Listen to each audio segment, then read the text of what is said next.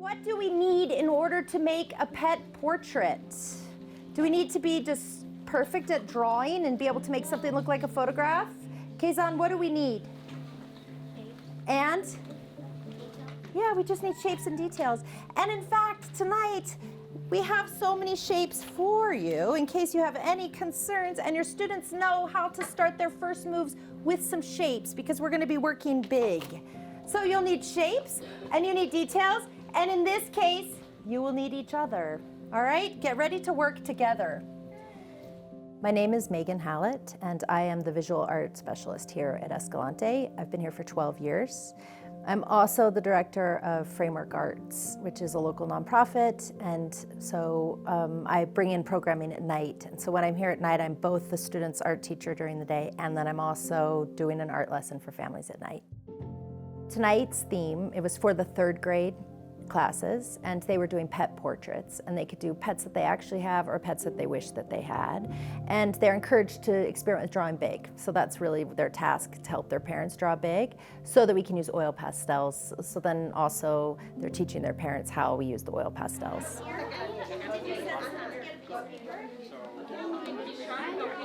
Prior to being an art teacher at Escalante, I was a curator of education at the Utah Museum of Fine Arts. And part of my job there was to do family programming. So when I became an art teacher, I love working with the students, but I also have always loved working with families and getting a chance to see the students interacting with their parents. So I started a nonprofit called Framework Arts in order to apply for grants and get funding and to be able to not only bring in other artists from the community, but to pay for food so that we can have snacks and food while we're working and to pay for the supplies.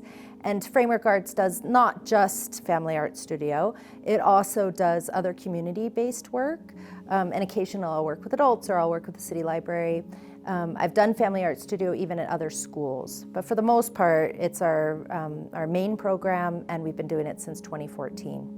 We're trying a different model this year, and so we'll do 8 total for the year.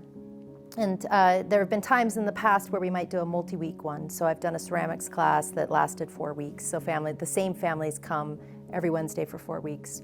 This year, the difference in our model is that I'm doing it by grade level. The kids know the assignment ahead of time and are learning it during the day so that they are then the support/co-teacher for their parents at night. It gives the kids a sense of empowerment, but it also, I think the kids are relatively comfortable making art. I don't know how comfortable their parents are, and so I let the kid negotiate that with their family member instead of me trying to figure it out when I have so many people in the room. And so I tell the kids during the day, this will be your job. These are the few things that you'll have to go over. You should talk to your parents before they get here and let them know. We're gonna be using oil pastels, this is what we're gonna be drawing so they can prep a little. And so yeah, I'm just trying it with varying degrees of success, I'm sure, depending on how old the kids are or how familiar they are with whatever we're doing, but just trying to use them as co-teachers. It's so hard to move it. Okay, I'll hold it in place. From what I've seen, the results, we're getting more and more people, more community getting involved, which is not always the same ones that we usually get. Now it's more new ones. And by the result is, we get good reviews on it. They come back and they want more. Miss Hallett, when are you gonna do another art class? And that tells me a lot, that they like classes like this, events like this, because it brings us together. After COVID, it was bad. And as soon as we came back to school, she was on top of it, and it showed all of us. And I'm saying all of us because I'm also a parent here. My son comes here, and we're all here together. We all know each other, and we trust each other, and that's what we love. She did something new this year, and it's an awesome outcome because all the teachers are showing up too. That means a lot to the parents as well, because it doesn't only show, only Miss Hallett's here. It's also their own teacher, which to me it's important because they only see the teacher maybe when it's needed, which is on conference, SEPs, stuff like that. And when they show up support, it means a lot. I mean, and like I said, it makes it better, and more welcoming, more, they feel more comfortable. Okay, the teachers here and the parents here, and that's better for us. One of the things that I've enjoyed about Family Art Studio, having done it for so many years and so many different topics, is that I have, first of all, I've had families. There are families tonight that have been coming for 4 or 5 years, and so, and in some cases, like for example, the first class I ever did was family portraits, and then I taught that family portraits class again 7 years later. The family had 2 new kids. So they have a family portrait that's on their wall at home that is just the small family when they first started with me with that program, and then they had to redo it so that they could put in additional children. And so it's part of their story and their experience, not just with the school, but also the neighborhood, because then those kids go on to junior high and high school, and then this is an opportunity for them to come back. In this class tonight, I have an intern, and she was at Escalante for many years, and now she's in 8th grade at the middle school, and she comes back and helps me with this program. So it just builds a strong sense of community over time.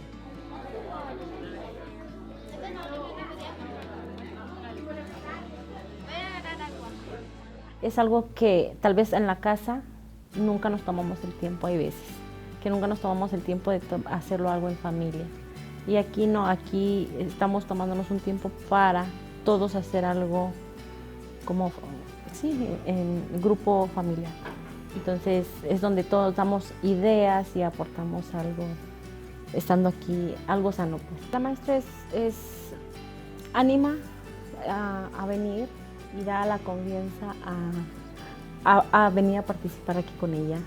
Siempre somos bienvenidos aquí y nos gustan sus clases porque son diferentes temas y nos gusta que se enfoca en toda la familia, no nada más en los puros niños, sino es para toda la familia.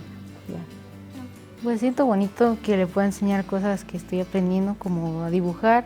Y cuando di que vengo de la escuela y le digo, mira, hice esto, y dice, ah, qué bueno, y me apoya en lo que le pueda decir. Le vengo contando historias de, ay, me dijo la maestra así, así, y dice, ah, qué bueno que te fue muy bien, así. Siempre, pues, ayudando y soportando, pues, lo que yo haga, ¿no? Y es muy bueno, y me gusta que le pueda enseñar varias cosas, como, pues así, como hacerlas y ayudarle, como ella me ayuda a mí. What I would say about the new model that I'm noticing is a couple things. One, it used to be that I would open it up to multiple grade levels. Tonight is a 3rd grade team. The teachers are a team, the kids are a team. They knew that this was their night, and they wanted to make the most of it. So I do think that it has increased their sense of ownership, because they all know each other. So then they are talking to each other and sharing what they already have that relationship. But then also next week when we get together again, and this is what I've noticed with the evenings prior to this, when we get together again, comments are made about, Miss Hallett, did you see what my mom did at the art class? Or, oh, that piece, because the stuff is on display right now in the art room. They will then be able to say, oh, that's the one that my mom and I did. And so it's just spreading that experience and just letting them take over the real estate in a way that kids should, and I think that sometimes schools struggle with opportunities for kids to do that, and this, like, they don't act like that during the day, which is fine. It's just a slightly different feel, and it's nice for them to, to be it's almost like they're a concierge for the space. I think it's important to do this kind of programming for families in any community. Families coming together with art materials, making stuff alongside each other. I think it's particularly important to do it in public schools. And the reason, there's multiple reasons. One, a school should function like a community center. Depending on where you live, especially here in Salt Lake City, you don't have the same easy access to a lot of resources that other people have. Like if you were to go from this neighborhood to the Museum of Fine Arts, it's like a half an hour, it's far outside of your zone of comfort. And so I see public schools as having an opportunity to act almost as a community hub. And why not? We have all the supplies, the kids are comfortable here, we've got the desks, it's easy to communicate with parents and bring them in and to work together. But even more importantly than that is it's an opportunity for parents to get comfortable in the school. And the research shows that if your parents are comfortable at your school, it helps your school success, and it just contributes to the overall family success for them to be able to come here and not come here just for a parent-teacher conference or for a discipline issue, or even, I mean, we do lots of things during the day, but to just come and really settle in and take your coat off and work alongside your kid in this environment, interact with their teachers in a much more casual, fun, kind of chaotic environment. It's just really good.